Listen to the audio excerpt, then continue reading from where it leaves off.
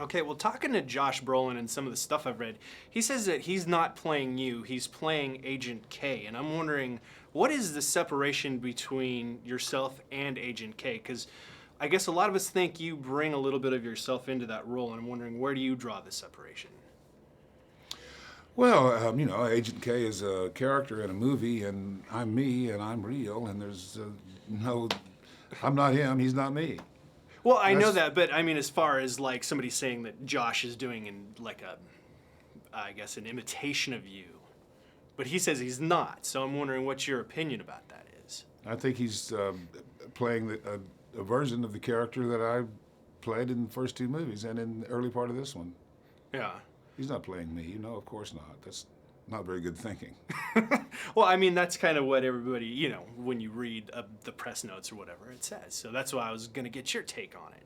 Now, what is it like to have somebody come in and take over about 2/3 of your role? I mean, was that because you didn't originally want to come back for this movie? No. I mean, that's what I had heard, that you were done after part 2. No, I have no knowledge of any such thing. No, you don't. Well, I mean, was it something that you were interested in doing for the last 10 years, coming back to this character? I mean, is it something that you thought, well, yeah, I'm going to do this at some I point? began to think about it when I was approached by Barry and by Sony somewhere around 2 years ago, and we began talking about the script and entered into a negotiation. Yeah, and now, what did you think about where they took your character? I mean, did you like the progression of the character? It doesn't seem, we learned more about his backstory, I guess. Did you?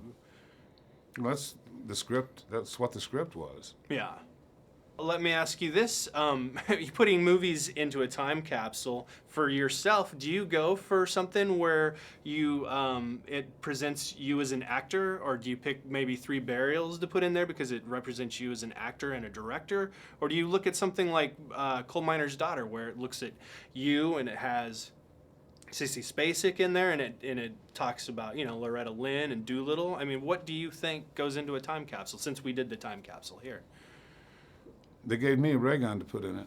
I know, but if you were going to put a movie of your own in there, or is that just not something you've ever thought about? Never thought about it. No.